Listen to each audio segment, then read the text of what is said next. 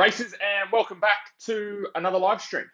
And today's topic for today's live stream is how many reps should you be doing to increase your endurance out on the bike? So the common line of thought for this one is the same common line of thought that I had when I was racing, is you want to be doing more reps. So the more reps, the better. 20, 30, 40, 50 reps is generally what people tend to do or tend to think is the right thing to build their endurance.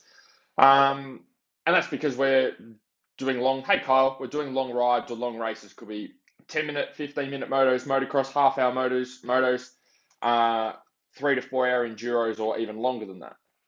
So I guess from a theory point of view, it makes sense. We're doing lots of movement and lots of work for a long period of time, so we need to try and mimic that with a lot of work for a long period of time as well.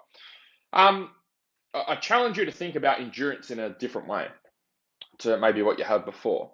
And this is something I learned when I first got into, hey James, when I first got into strength and conditioning. This is something that it seemed like common sense, but it didn't even click for me until I started doing strength and conditioning, hey Joe, and doing fitness competitions and things like that, and working on my overall fitness as a sport rather than just as something to help my riding and racing.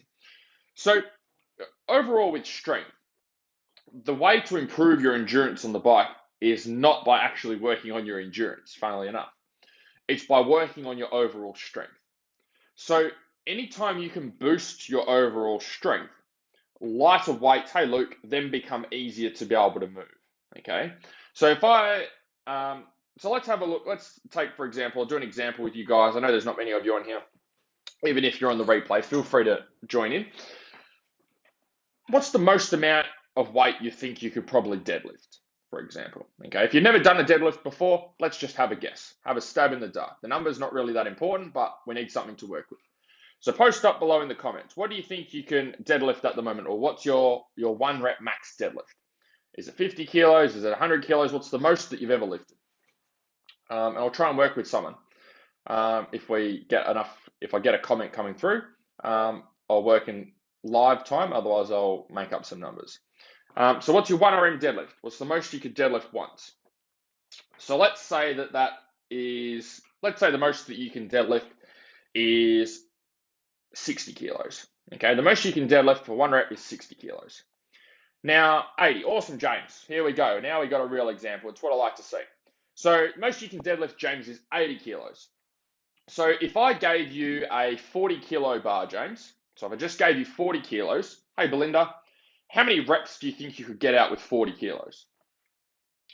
So it would be 5 reps, 10 reps, 20 reps, 30 reps. How many reps do you reckon you could get out at the moment with just 40 kilos? So half of what your maximal deadlift is. What do you reckon that is? Post up in the comments for me. We'll work together if we can get some responses back quickly enough. 15. Awesome. Sweet. So you could do 15 reps at 40 kilos. Now, so let's say over the coming months, James, you worked really hard on your strength and you were able to double the weight that you could deadlift. And now, instead of your maximal deadlift being 80 kilos, let's say your maximal deadlift was double that, which is 160 kilos. Okay. So if you can now deadlift 160 kilos, double what you can currently do, how many reps do you think you could do with the 40 kilos now? Give me a number. What do you reckon? And same for everyone else playing along as well. Have a think about your own numbers while James is posting up. So how many reps do you think you could do with 40 kilos now? If the most you can deadlift is 60, so you doubled the amount of strength that you have, how many reps could you do with the 40 kilos now? So would it be less reps? Would it be 5 reps? Would it be 10 reps? Would it be 20 reps, 30 reps, 40 reps, 50 reps? What do you reckon?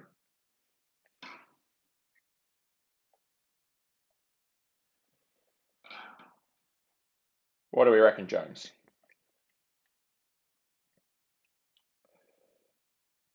Or is he going to leave me hanging? Maybe you've bailed on us, James. So there we go. 3. I reckon you'd only get 3 reps if you doubled your, I don't know if that's a typo. 25 reps. Okay, cool. Sweet. Cool. So you get about 25 reps out now. So notice for James, right? By doubling his overall strength, getting his deadlift from 80 kilos to 160 kilos, before he could only move a 40 kilo weight roughly 15 times. Now that he's doubled his strength, he's saying he'd probably be capable of doing 25 reps at 40 kilos. So he's done another 10 reps. He's able to get another 10 reps out with that 40 kilo weight. But he's not doing endurance sets. He's not going to the gym doing sets of 20, okay, and banging out light weights for high reps to improve his endurance. The way that he's improving his endurance is improving his overall strength. And so that's the fastest way for you to be able to improve your endurance, is not working with light weights for high reps. That's not going to improve your endurance. The thing that's really going to improve your strength endurance is getting your overall strength much higher. And when you can get your overall strength much higher, the lighter weights start to feel much lighter and much easier and use less energy when you're performing them or using them. And because you're using less energy when you move those weights, you can move them for longer periods of time. So like for James, he's able to get another 10 reps out now with the 40 kilos. Same thing happens when you get on the bike. So if your bike weighs about 100 kilos and you double your strength as a human being in the coming months, the bike is now going to feel much lighter. Your 100 kilo bike is now going to feel much lighter. And because it feels lighter, you use less energy and you fatigue less, which means you can move that weight for longer periods of time. So if that makes sense, guys, just give me a thumbs up, because I know some people get confused with that. So to build on that, there's two components to this. So first of all, you have to be improving your maximal strength. So in terms of ideal sets and reps, it's going to be somewhere between, I would say, somewhere between 2 to 3 reps and 10 to 12 reps is where you're going to be spending most of your time. Depending on the training cycle that you're doing, it's going to change. Sometimes it'll be sets of 6, sets of 8, sets of 10, 12, sets of 3, sets of 2, depending on where you're at with your training. But that's really the rep range. But the whole goal is we want to improve your overall strength. Our goal is not to do sets of 15 and sets of 20 and sets of 30. Our goal is to improve your maximal strength. And that requires lifting heavier loads for smaller amount of reps, okay, or shorter rep ranges. So once you've got your strength up, that's one area of improving your endurance. The other area that's going to help you to boost your endurance is working on the cardio or the conditioning side. So the role of oxygen, when we take in oxygen, oxygen helps our body to break down carbs for our muscles and our body to be able to use as energy. So if we just do strength work, okay, and all you did was just focus on strength and you didn't do any cardio and conditioning, your endurance would still improve, okay? And for a lot of you, you're going to be in a better position than what you are now. But you're leaving the other half of fitness out of it, okay? You're leaving 50% of your results and progress still on the table. And that's because when your muscles are working at a high rate, okay, so like they're out on the bike and where you're riding and racing, working at high intensity, to keep them going, they need carbohydrates to keep operating, okay? That's their energy, their fuel source. So what happens if our body can't get enough oxygen in, we've got all this strength, but our body can't get enough oxygen coming in, it can't break carbohydrates down quickly enough to be able to keep our muscles performing at the level that we'd like them to. So what happens with your endurance is it tapers off like this, okay? When you can improve your cardio and conditioning and get your body more efficient with getting oxygen in, what happens then is your body's able to break down carbs for energy a lot more efficiently and effectively. And that can keep up your intensity and your speed for a longer period of time. So if you did no weight training and no cardio and conditioning, your performance will probably be like this, right? If you're just worked on strength work, your strength endurance would probably drop off like that. If you work on your strength and your conditioning at the same time simultaneously, then we get a drop off like this as we're going through a race, okay, or as we're going through a ride.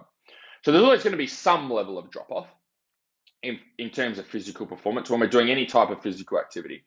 But what our goal is, we just want that drop off to be less and less and less. We just don't want it to be like this, okay, or even like that. We want it to be like this. So the way that you get your body more efficient with oxygen is using interval training. So short, sharp bursts of high intensity, okay? So on a rowing machine, this could mean doing intervals. It could be 500 meter intervals, and you do 500 meter intervals on the Concept 2 rower, and you rest for 2 minutes.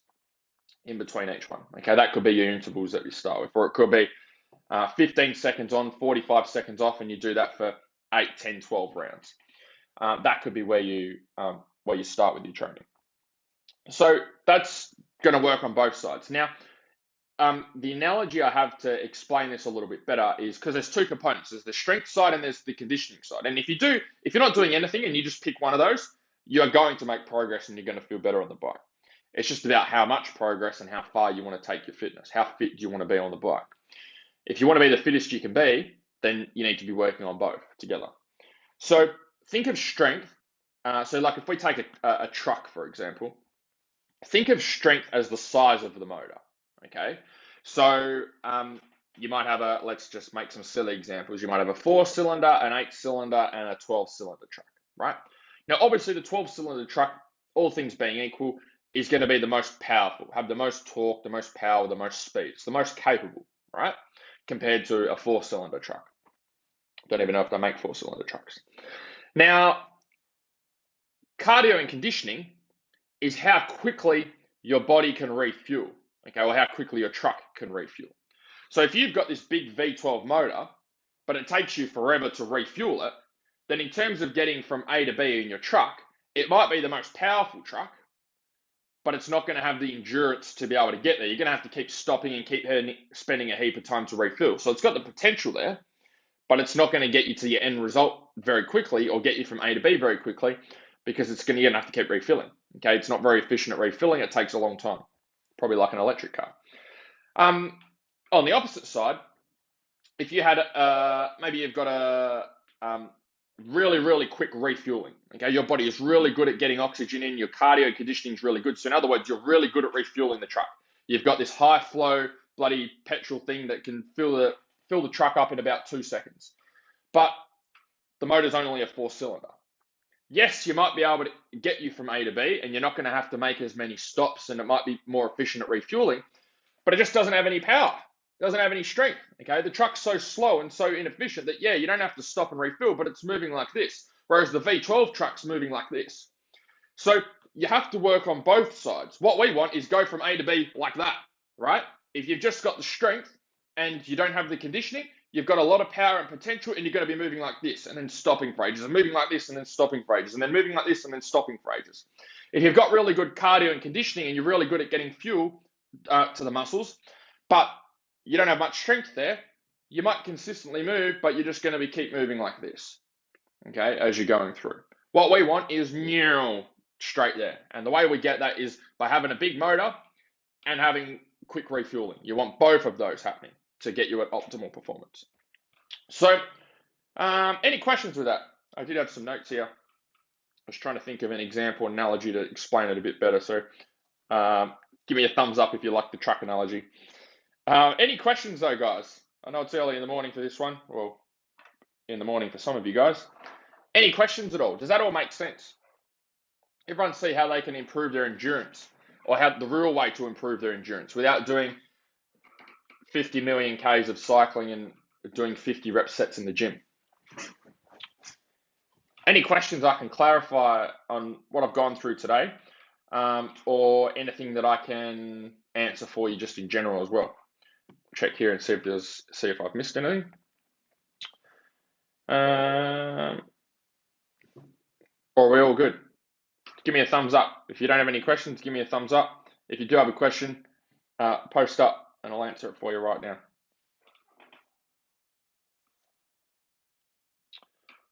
What do we got? Anything at all? Or is that all for today? Maybe give me your thoughts on the jersey in the background. Adds a little bit of color to the background, I think. Definitely needs to be around the right way, but Facebook's done an update where it doesn't let me flip the screen anymore. So we'll have to work with this for now. Cool, sweet. Well, that looks like it's it for today then. As always, any questions I can help with, post them down below in the comments. I don't always reply to the comments, but I do come and check them out. So if there's any questions that you've got, and it seems to be a popular question or something I haven't answered before, then gives me some ideas for some more videos. Otherwise, hope you guys enjoyed this video, and I will chat to you soon. See ya.